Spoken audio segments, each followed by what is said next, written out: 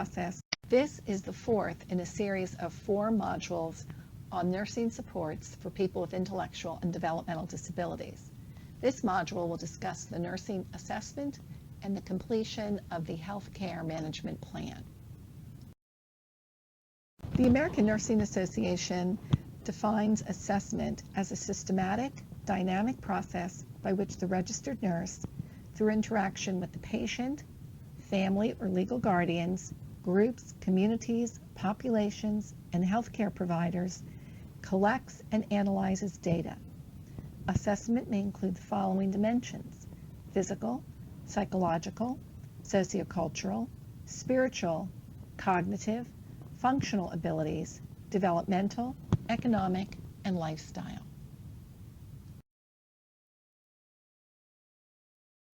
By completing a comprehensive nursing assessment, this enables the registered nurse to develop desired health outcomes for inclusion on the healthcare management plan in collaboration with the person with a disability and their support team. The healthcare management plan should be thought of as the logical conclusion of each nursing assessment. Therefore, with each nursing assessment, a health plan is either developed in its entirety or parts of the health plan are modified. Either changes are made to expected outcomes, interventions are modified, or sometimes some of the risk factors may be eliminated if the outcome has been achieved. The registered nurse uses a variety of information sources to complete the assessment. First, a thorough record review, a direct physical assessment of the person, an interview with the person if they are able to participate in the interview, and the interview with any staff members who are providing direct services. When possible, family members should also be interviewed, particularly for the important information that they can contribute about family medical history. The District of Columbia Developmental Disability Administration, through its health and wellness standards, provides guidelines for the registered nurse in the completion of the nursing assessment. There are 2 formats that can be used. The first format, referred to here as Form A, is designed for people who receive intermediate care facility level of support or 24-hour staff support in a waiver setting. The Form A always includes a physical assessment. Form B is designed for people who are more independent in accessing health services and who the focus of the nursing intervention is going to be targeted to health teaching. So the assessment information that is gathered in 4B helps the nurse learn about what the person knows about any health condition that they have and how, and their knowledge of managing simple health emergencies or the need for first aid or the need to contact their primary care physician. It is the registered nurse who makes a decision on which form best meets the person's health assessment needs. In an agency that employs a director of nursing or a director of clinical practice, the registered nurse should consult with that person to receive guidance about which form is expected to be used. We'll begin by looking at the components of Nursing Health and Safety Assessment Form A.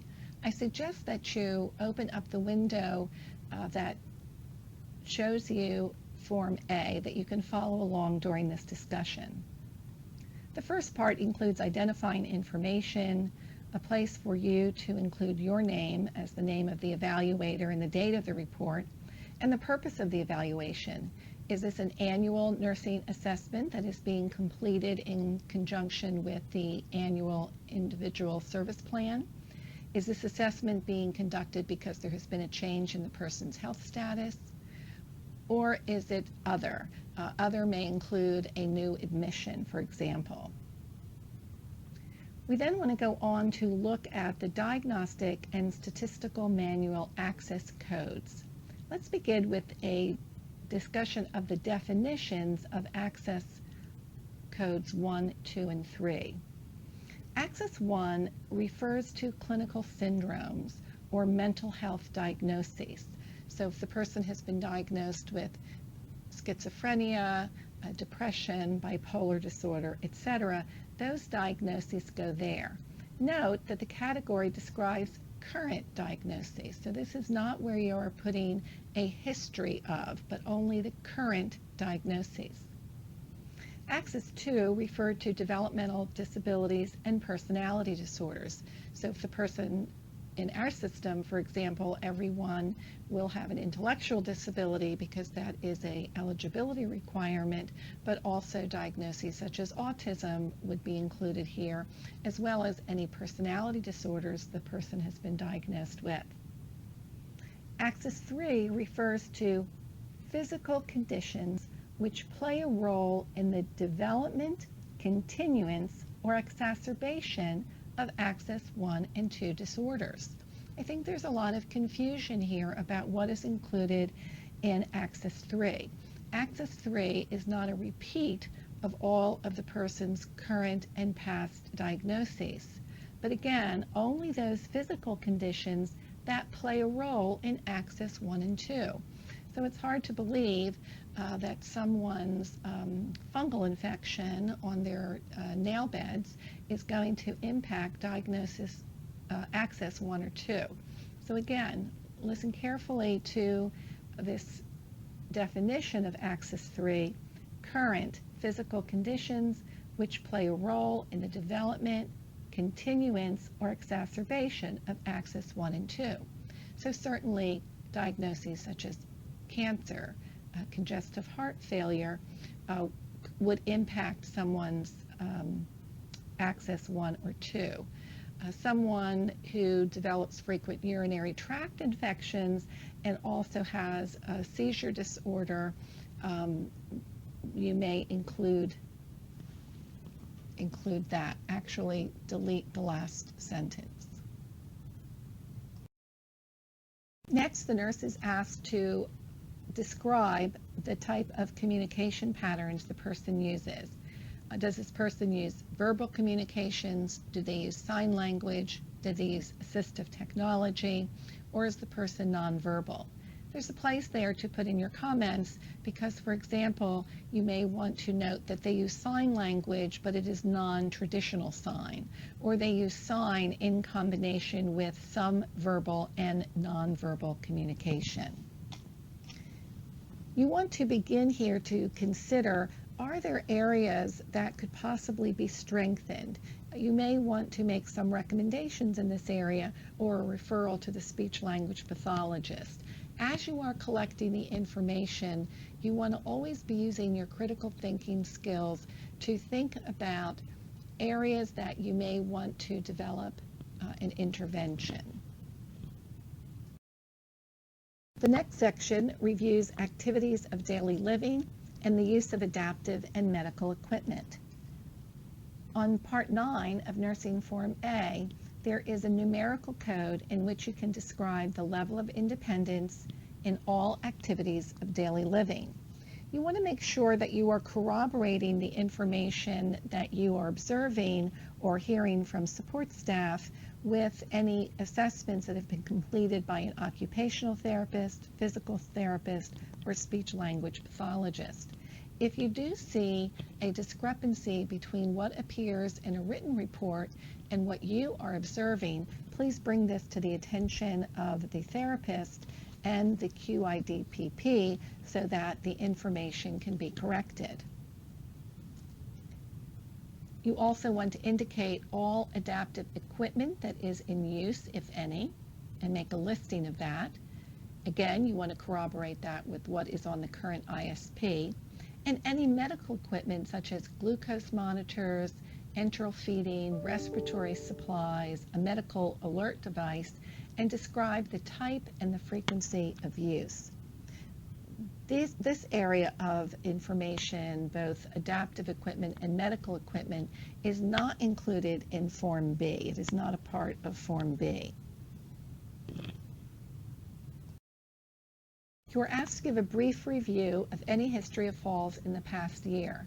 If the person has experienced falls, Please state the frequency and give a very brief description of what type of follow-up has been done. For example, there may have been 2 falls 6 months apart, and the person was referred to a physical therapist, or there were environmental modifications that were made. If indicated, complete a fall assessment risk tool. Consider, again, as you are writing this brief information, you want to start thinking critically about the need for staff training. Has this person had a change in their health status, and now there needs to be more emphasis on staff training for supporting the person for the prevention of falls, and also discussing with the broader support team any needs for environmental changes. Next, you will be asked to describe a brief health history that includes any hospitalizations or ER visits in the past year, any significant illnesses. The next section comprises quite a bit of information and asks for you to obtain information about family history. Have you obtained that information from the health record? Is it obtained upon interview with the family member? And what is the relationship of that family member to the person being assessed, along with the date? Family history needs to be reviewed each year. It just cannot be taken solely from the medical record, because there can be changes within the family as the siblings grow older, as the parents grow older. There are sections in Nursing Assessment Form A where you can describe the history of cardiac problems, including hypertension, diabetes, seizures, cancer, any known genetic disorders, and any other pertinent family history. Family history is a very important part of the nursing assessment and is information that will then need to be conveyed to the primary care provider so that they can appropriately plan for preventive screenings. Additional health data will be the presence of allergies, whether they are food, environmental, medication reactions. Does the person use an EpiPen? Section 23 on Form A begins a listing of current medical information. Current medical problems. This section does not ask for history of. It is asking for current medical problems, the date diagnosed, and the date resolved. The next section asks about consent procedures. Does this person have the capacity to make medical decisions? Has a substitute healthcare decision maker been identified? And who to notify when consent is required? It also asks if advanced directives have been developed or do not resuscitate orders. This is an opportunity, again, for the nurse to think critically. Has this person been making their own health decisions, but perhaps they are now of advanced age and they really do need to identify a substitute healthcare decision maker? Or they've recently been diagnosed with a chronic illness that will be expected to affect their ability in the future to make their own medical decisions. So again, this is a time to think critically, not only what is in place now, but what may be needed to be in place in the near future. You want to also try to get an idea of the person's health concerns from their own perspective or from a care provider's perspective. You may also want to interview the family member. What might be some of their goals? This information will be used particularly in developing expected outcomes. It's very important to identify from the individual's perspective what is of concern to them. Family member may be more interested in the person losing weight, but the person themselves may be more interested in learning how to take their own medication.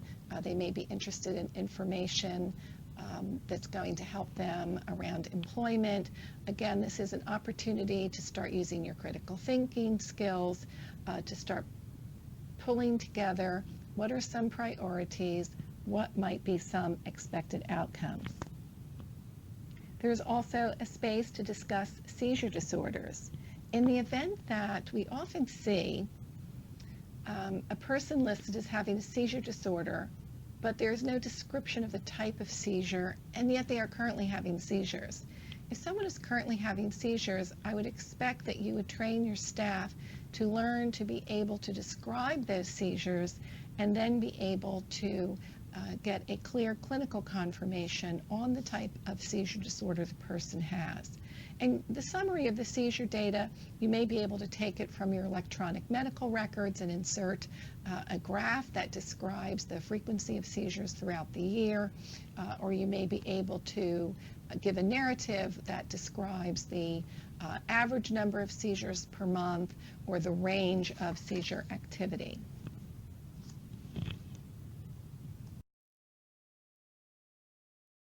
The next section asks for a listing of current medications. This is different from the health passport that includes all medications, including those that have been discontinued.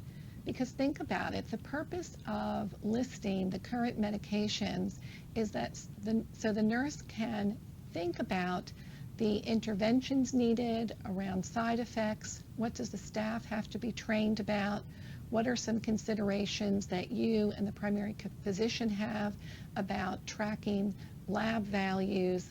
Is there a time that the medication is to be discontinued? Is an evaluation needed as to the effectiveness of that medication? So Section 27 in Form A is only for the listing of current medications. It's followed by a brief description of the best approach for administering medication.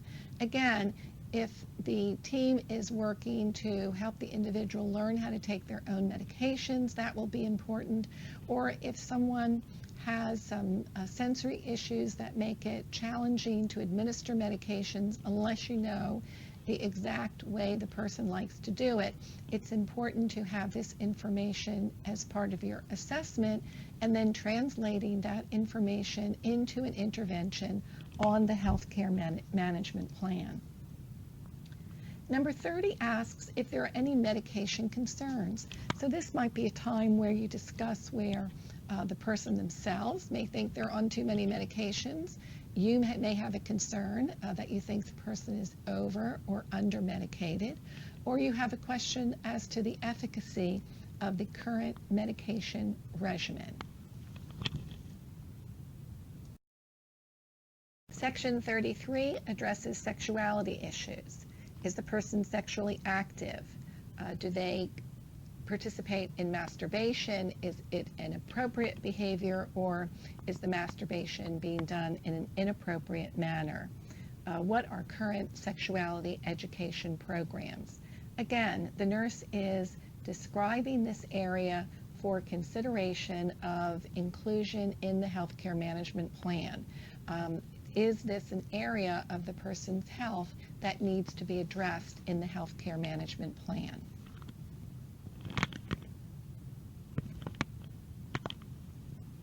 The next section begins the review of systems.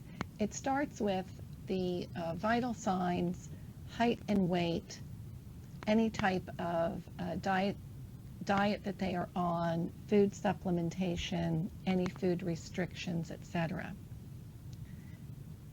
Number 35 begins the general system. Any area that appears on the form in italics requires a visual physical assessment by the RN. This section is written the way it is because we want to prompt and guide the RN so that the assessment is systematic and comprehensive.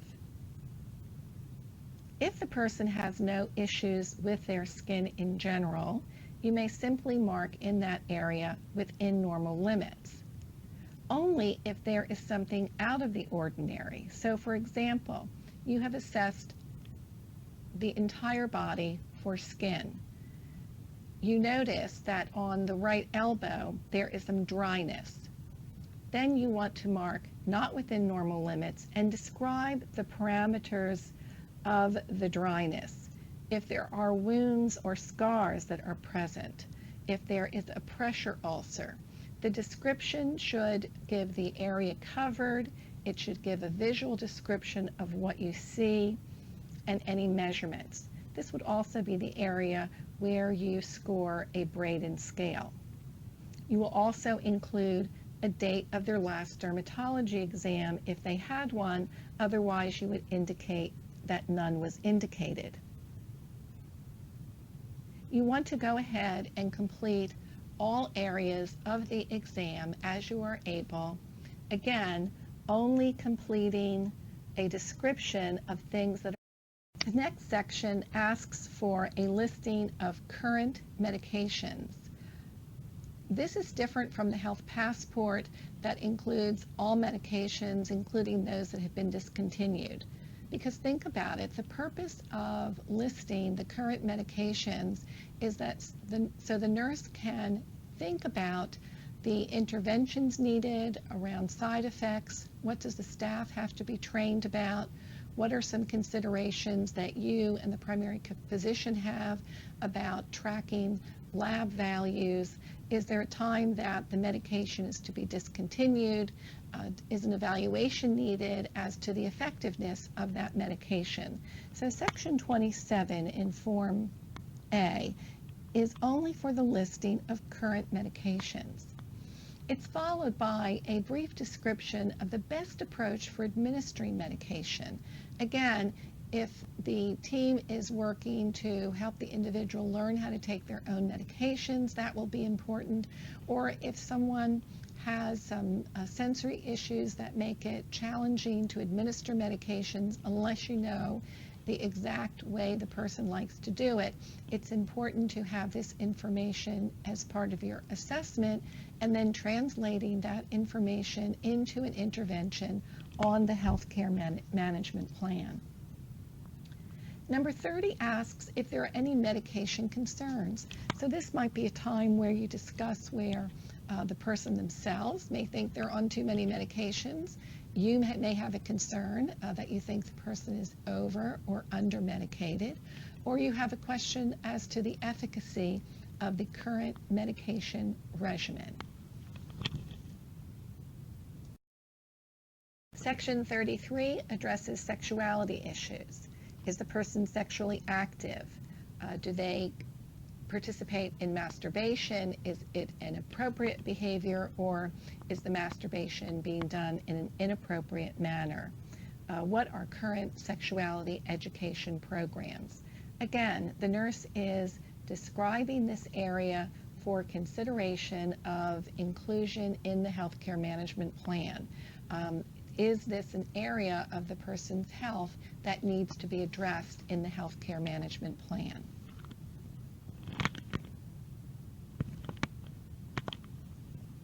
The next section begins the review of systems. It starts with the vital signs, height and weight, any type of diet that they are on, food supplementation, any food restrictions, etc. Number 35 begins the general system.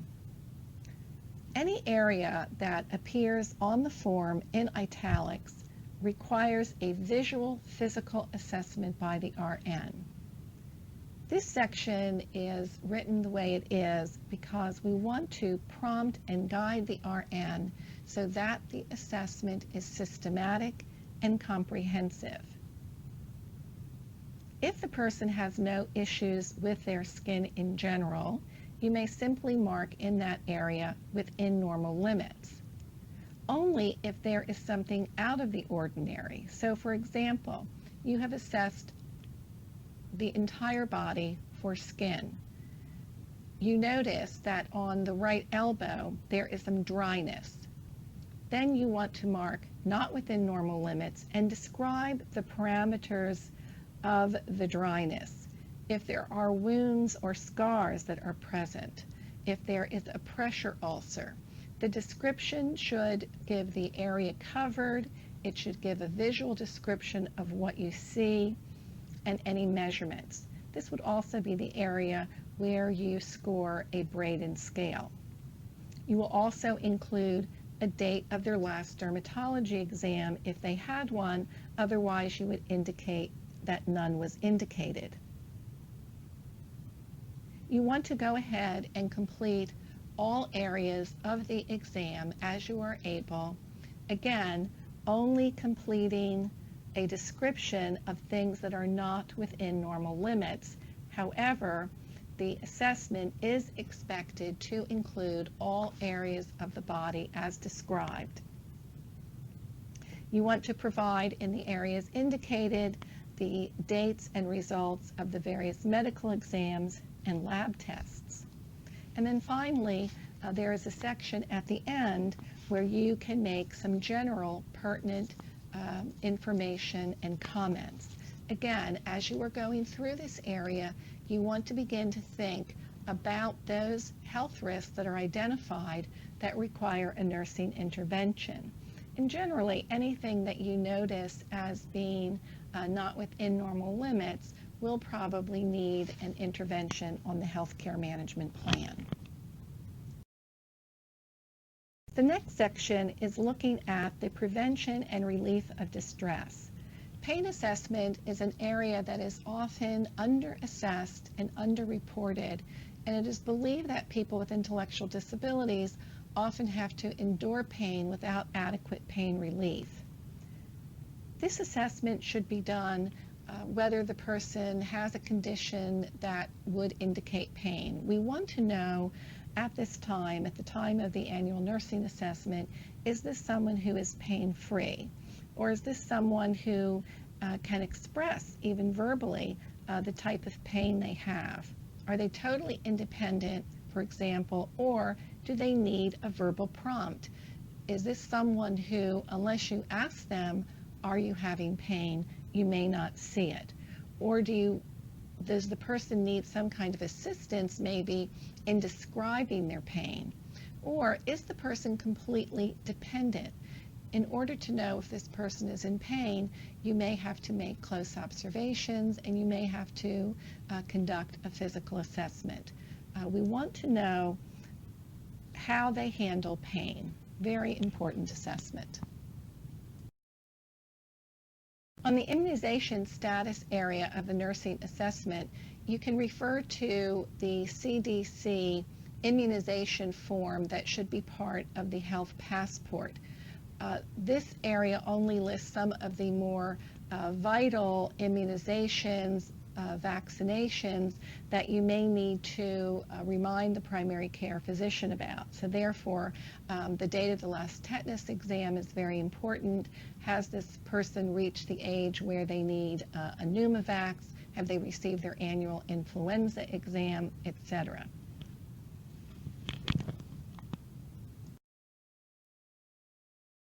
The nursing assessment itself concludes with a summary of findings.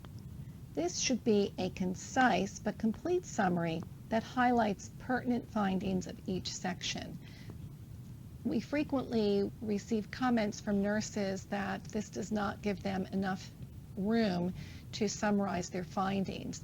Basically, again, we want a very concise summary of your findings. We don't need to know any area that is negative. We want to know a general statement of what you found and what you might intend to do about it. Very concise. Now that the nursing assessment is complete, you can begin to develop the healthcare management plan. The healthcare management plan is based on the nursing assessment and all of the specific areas of concern that have been identified. The healthcare management plan includes interventions and separates those interventions as the interventions that are conducted by the registered nurse or the licensed practical nurse, and those interventions that are to be implemented by the DSPs or other unlicensed personnel. It also includes expected outcomes to be achieved that should be done in collaboration with the person whenever possible.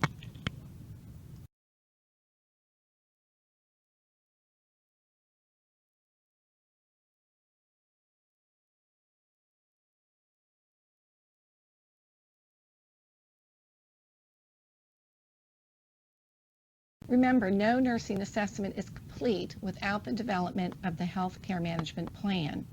And other assessments that have been done as part of the nursing assessment should be available as part of that nursing assessment packet. And this could include the Braden scale, a fall risk assessment scale, the dementia screen, or a depression screen. We will now look at the completion of the Nursing Assessment Form B. This is a format that's designed for people who are more independent and are receiving generally 20 hours or less of staff support each week.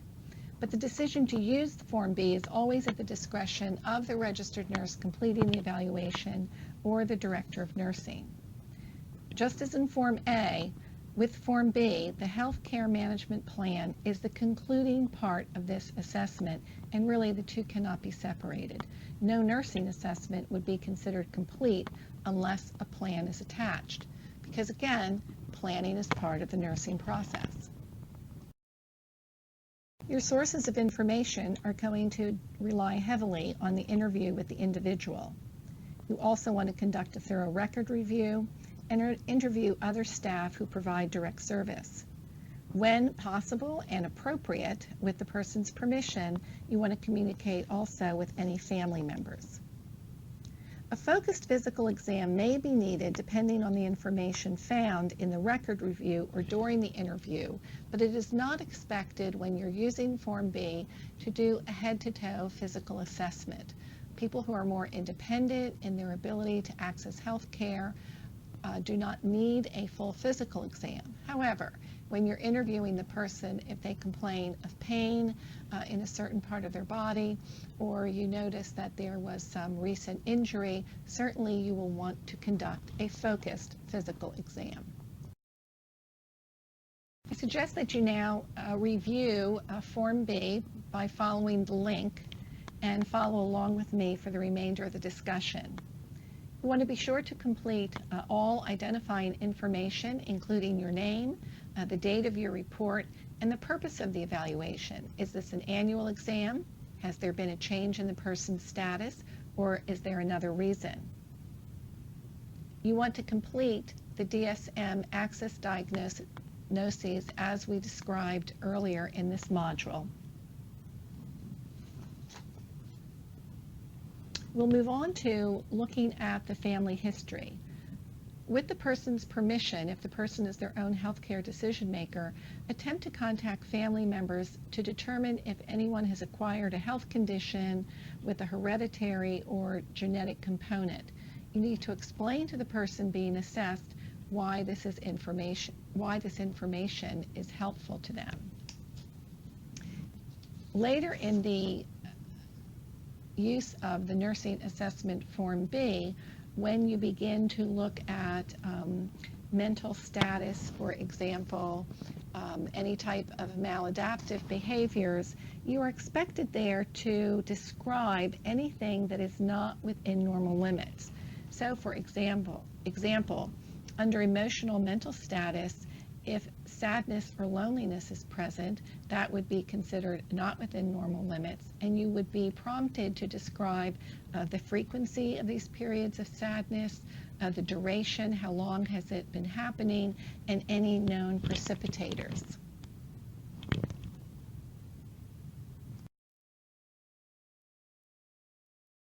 The Form B, Section 25. The form asks you to record the date of the last psychological exam if one was indicated, and a psychiatric exam. A psychiatric exam would always be indicated when psychotropic medications are prescribed. The exception would be if the primary care physician is prescribing an antidepressant and it is a single medication and there is no behavioral support plan indicated. In describing any maladaptive behaviors you may assess, you want to make sure that it is synchronized with the findings of the psychological exam. If your findings are different from what the psychologist is finding, then that warrants a consultation with that psychologist so that the two of you can collaborate and determine what is an accurate history of the behaviors. Form B, Section 25, discusses consent procedures. This is an important time to review the person's capacity to make medical decisions. Has there been a change in the person's capacity? If the person has a substitute healthcare decision makers, particularly if it is a family member, a parent, does the parent themselves still have the capacity to serve as a surrogate decision maker? Again, as part of the nursing assessment, you are beginning to critically analyze the information that you are gathering and determining what actions may be important. Section 26 is very important to the way we practice healthcare today, and also in keeping with person-centered planning principles. You want the person to report their own perspective on their health. If they're not able to do that, do not hesitate to state that. But here you may want to use in their own words, and again, asking the person, waiting patiently to listen to what they are telling you can be very important in developing priorities for intervention. The next section gives a place to describe the seizure disorder. Many times we are finding in records that a person is identified as having a seizure disorder. They may routinely see a neurologist. They may be prescribed anti-epileptic medications, but no one is able to describe what type of seizure the person has. It's very important, if the type of seizure is not recorded, but the person is in fact actively having seizures, to work with a neurologist or PCP to ascertain the type. Again, as in Form A, this Form B is only asking for current medications. Current medications. This form is asking for current medications. Medical problems.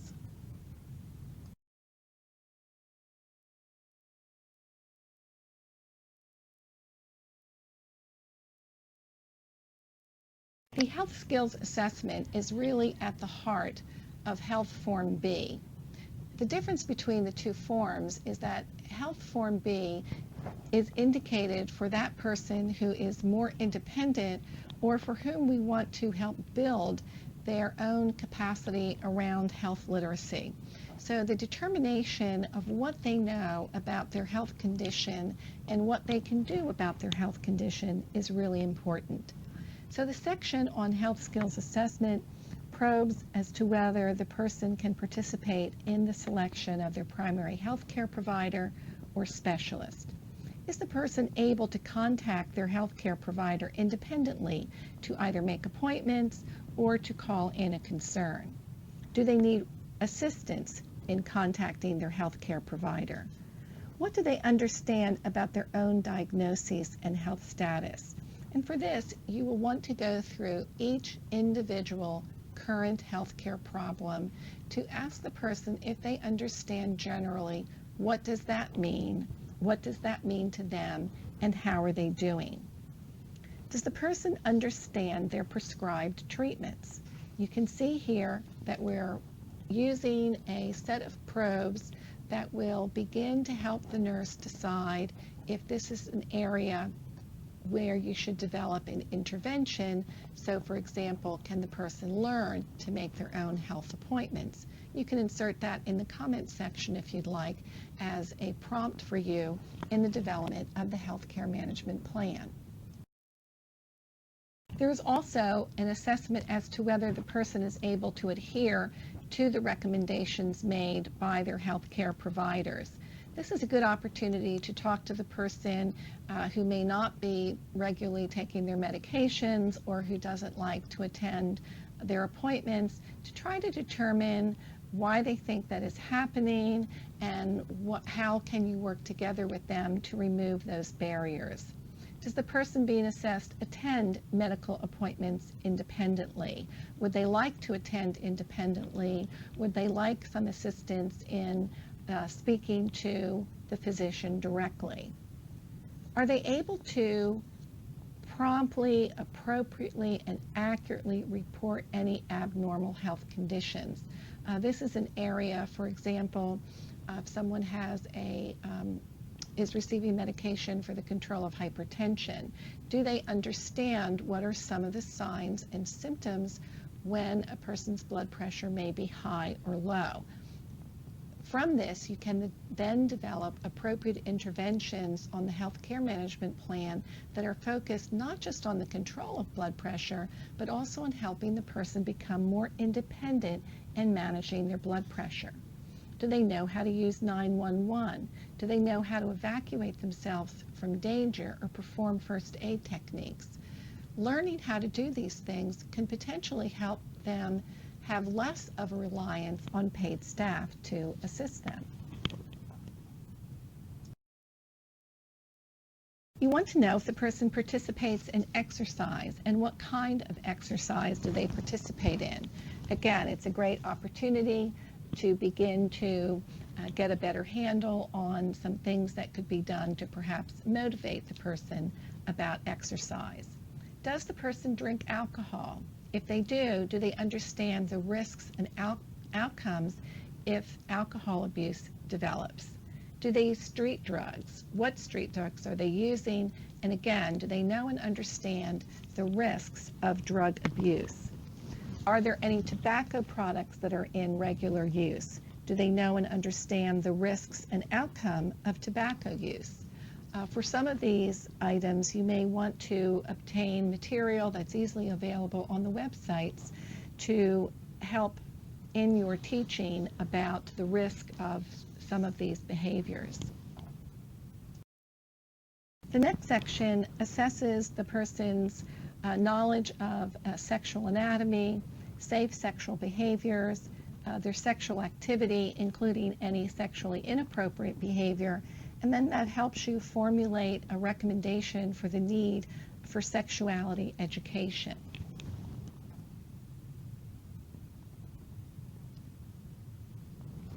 In conducting this assessment, it will be very important to use diagrams that can be purchased about a person's anatomy to assist in this conversation.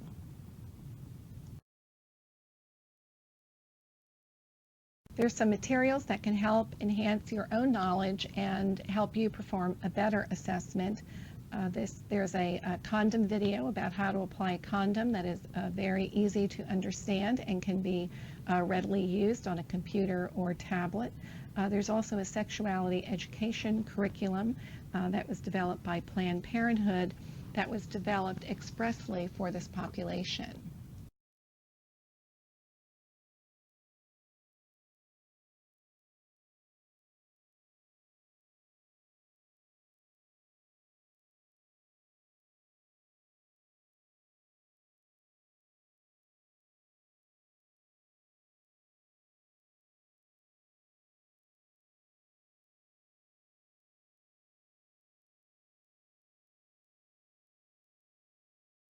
There are a number of videos and other materials available from the James Stanfield Company, and Brooks Publishing has this wonderful text on the facts of life, which is a book that is really important for the registered nurse to read and understand, that will help the nurse become much more comfortable and aware of issues related to the sexuality of people with intellectual disabilities, and will certainly help them conduct a much higher quality nursing assessment.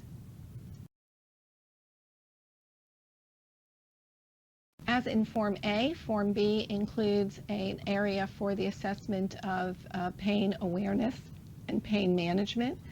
Remember that you are only choosing one of the following numbers. So you're choosing either 62, 63, 64, 65, or 66. And then, depending on which number you choose, you are going to identify, is the person independent? Do they require verbal prompts? Is some other assistance needed? Or is that person completely dependent? And then finally, there is a column to add any necessary comments.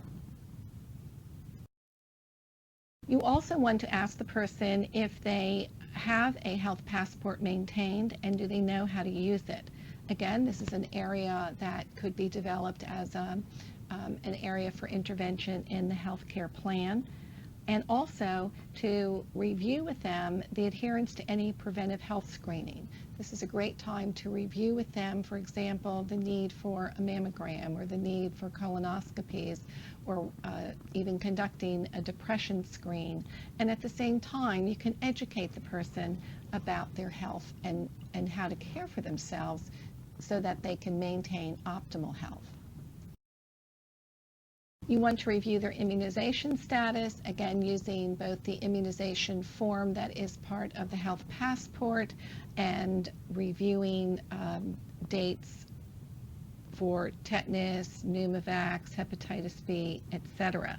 Again, the idea here in the nursing assessment is that you are reviewing this information that is already present on the immunization record, and it is prompting you to critically think about what information needs to be communicated with the primary care provider so that the person maintains all necessary immunizations. Your assessment is now complete, and you're going to provide a concise summary highlighting pertinent findings. Again, I want to emphasize concise. The conclusion of your assessment will be in the development of a comprehensive healthcare management plan that is going to address the specific areas of concern that you have identified and the expected outcomes. The expected outcomes need to be developed in collaboration with the person who is assessed. When indicated, any other assessments needed because of the person's health status or age may need to be conducted, such as fall risk assessments, dementia screening, or depression screening. Let's now take a look at how you take all of the information from your nursing assessment and begin to put it together with other data that will help you formulate your healthcare management plan. The steps that I'm going to outline don't have to be followed in any particular order. Certainly, what you want to do is find a method that works for you, and then I do suggest that you consistently follow it so that you don't miss any pieces. Let's start with Health Form 1. Remember that Health Form 1 is that information from the U.S. Preventive Services Task Force that helps us to identify appropriate preventive health screenings by gender and age. You want to review the person's Health Form 1 to determine if any preventive screenings need to be considered in the following year. For some people, you may need to do some education around what the screening will entail, what their participation will require. You may need to check with family members about consent, or guardians may need to be educated about the importance of the preventive screening. So you want to take a look at that Health Form 1 and determine if there is any type of preparation or intervention needed related to any of those screenings. The second part is really important, and it's interviewing relevant DSPs. I can't give you a formula as to how many direct support professionals need to be interviewed. You certainly want to work and interview those DSPs who know the person best and who also see that person across their day. So you want to talk with the night staff, hopefully some of the weekend staff if you have a regular weekend staff that supports this person, certainly if they have a one-to-one staff. And we have provided a Health Form 2 that can help you organize your data collection. In fact, you can give that form to, say, 3 or 5 different direct support professionals, ask them to complete it and send it to you so that you don't have to do an in-person interview. Again, that form is optional, and even if you do use that form, do not include it in the medical record. This is part of your data that you are using to formulate your healthcare management plan. If you do use that paper data, either store it safely or destroy it once you have gathered all the information.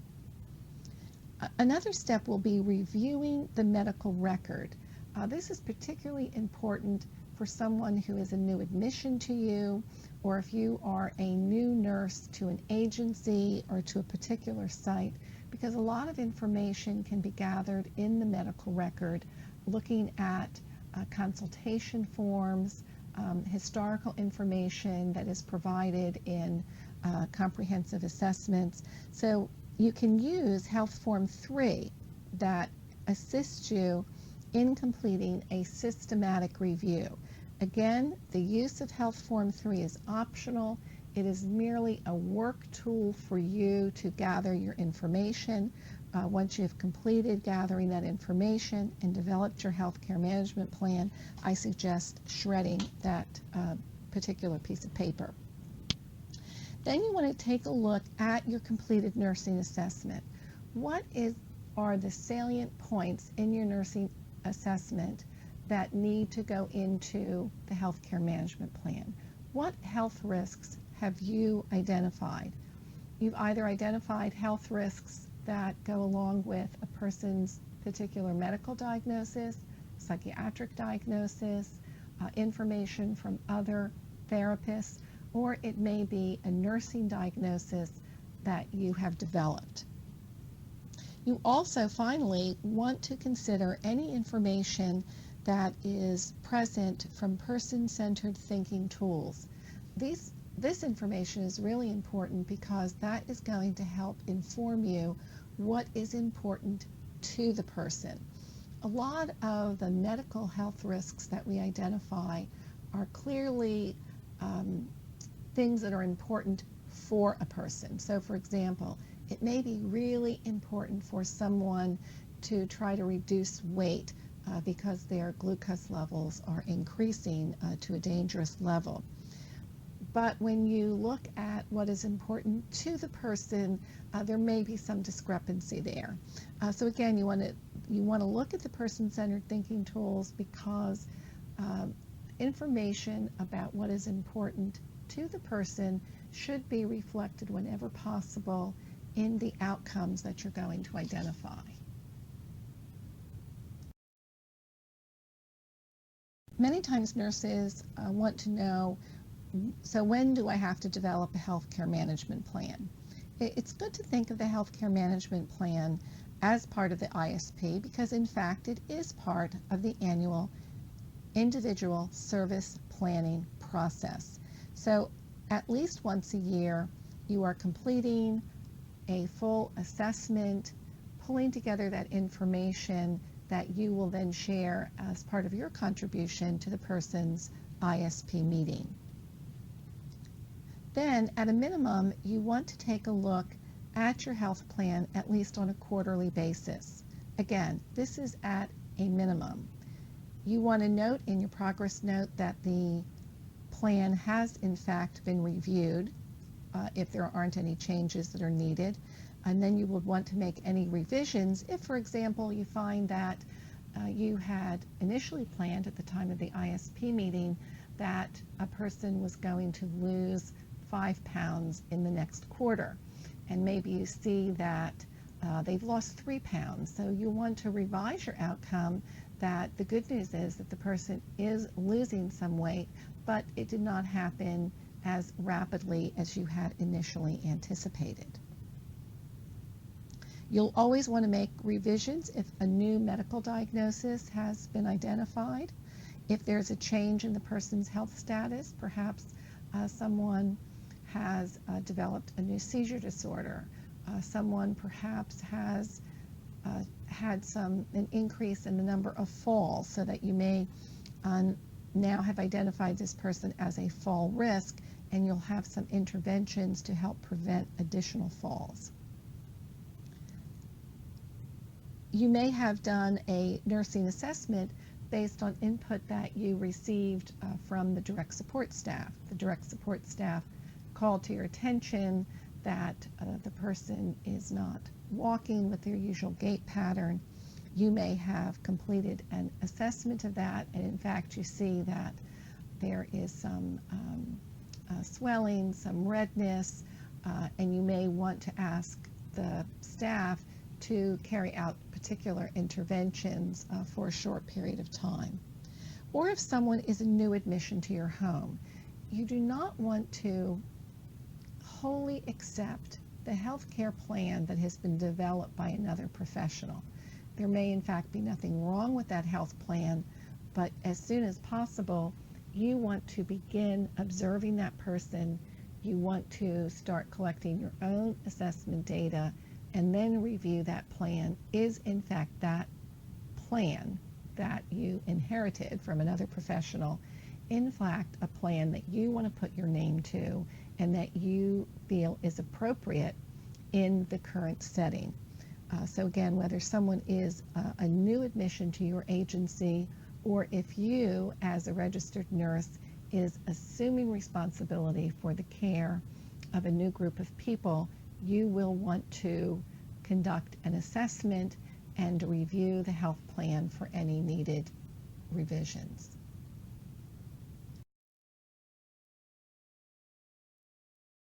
Let's spend some time talking about expected outcomes.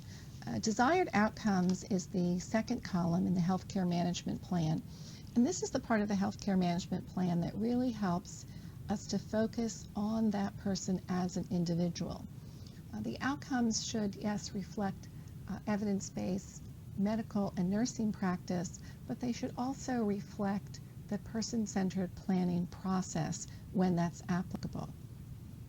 We suggest that the statements be clear and concise. We don't need long statements, but we do want statements that are very clear, that include measurable goals, that usually have some time limits that we can hold ourselves accountable, that are realistic and that represent a mutual decision between the nurse, the person in question, and their healthcare decision maker if they have support in healthcare decision making.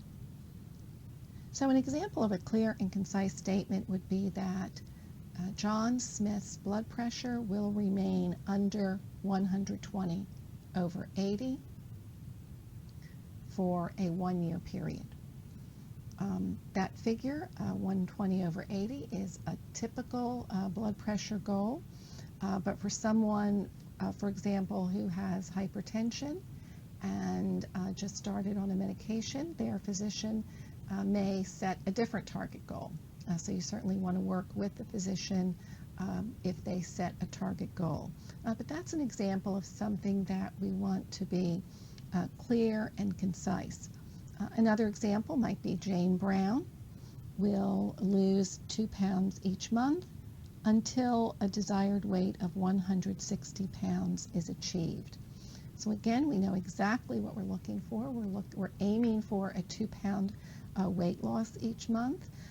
We know that once we get to 160 pounds, that then turns into a maintenance goal. So we know, again, we're holding ourselves accountable to what we hope to achieve. We do want the goals to be realistic. So someone may tell you that they would love to lose 30 pounds in 1 month. That might be what the person is telling you, but we know that that would not be realistic. So we really do want to help counsel the person to stating goals that are in fact realistic. They do need to be a mutual decision between the person and the healthcare team. And I want to refer you particularly for any type of goals related to the cessation of smoking, losing weight, addressing alcohol abuse. You really have to be familiar with the stages of change, assess the person's readiness for change, and alter your desired outcome accordingly.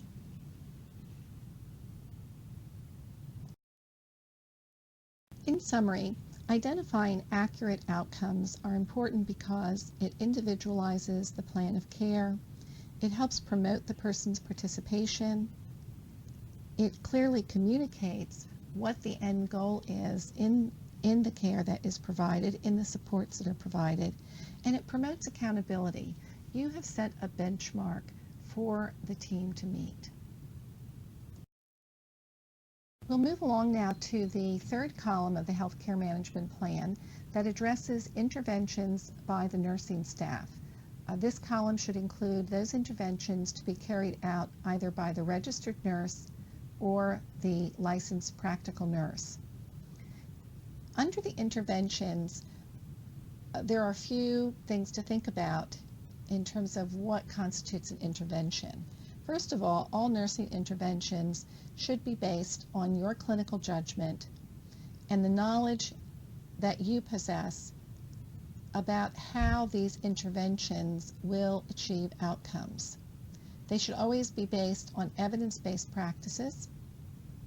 They should be interventions that are assisting you in monitoring a person's health status. Sometimes they are interventions that will reduce risks for a person who may be at risk, for example, of pressure ulcers, aspiration, falls. They are interventions that are either going to resolve a problem, prevent it from happening in the first place, or perhaps managing a chronic illness. And whenever possible, we want to promote the person's independence and certainly optimize their well-being. I would suggest that for reference, you use the 6th edition of the Nursing Interventions and Classification by Boluchek, Butcher, Dochterman, and Wagner that is available through Elsevier Press. This is a great resource to use that will help you write really clear nursing interventions and ensure that your health plan and the interventions in your health plan are comprehensive. All of the interventions that are included in this classification are based on evidence-based practices. I mentioned earlier that all of the desired outcomes should be measurable. But let's take a look at some terms that are measurable versus outcomes that are really not measurable. So here in the left-hand column, we're going to see examples of something that is measurable. John will drink 8 cups of water in 24 hours. That tells us exactly how much water we expect John to drink in 24 hours. If you want John to have a combination of water, juice, milk, or beverages of his choice, you can certainly then indicate that as an outcome that is measurable. If you include on your health plan that John will drink sufficient fluids, that really leaves the staff perplexed, not sure what they are supposed to do. The next example, Mary will describe what angina feels like for her, versus non-measurable way of stating that Mary will learn about her angina. It's really hard to know, well, what do we want her to learn about her angina? In the first example, we're saying clearly we want Mary to be able to describe what angina feels like for her. And then in our final example, Paul will describe what steps to take before engaging in intercourse, versus Paul will accept the use of condoms. Not sure what that means. If that means that Paul will carry a condom around in his back pocket versus really understanding what steps he is supposed to take, and then will he in fact use them. So we could say that, well, Paul describing what steps to take doesn't tell us that he will in fact use the condoms, but in fact that is practically speaking something that the nurse will be able to measure. Generally speaking, these are some of the verbs you want to avoid because in fact these verbs are not measurable. So the verbs know, understand, appreciate, think, accept, feel, and believe are not measurable.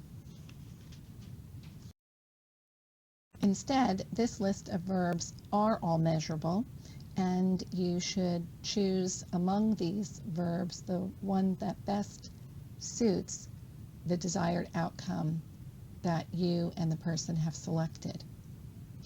This concludes our module on the development of the nursing assessment and healthcare management plan. If you would like additional assistance in your development of good healthcare management plans, please contact your health and wellness nurse representative or the DDA Health Initiative at Georgetown University by calling 202-687-8544. Thank you.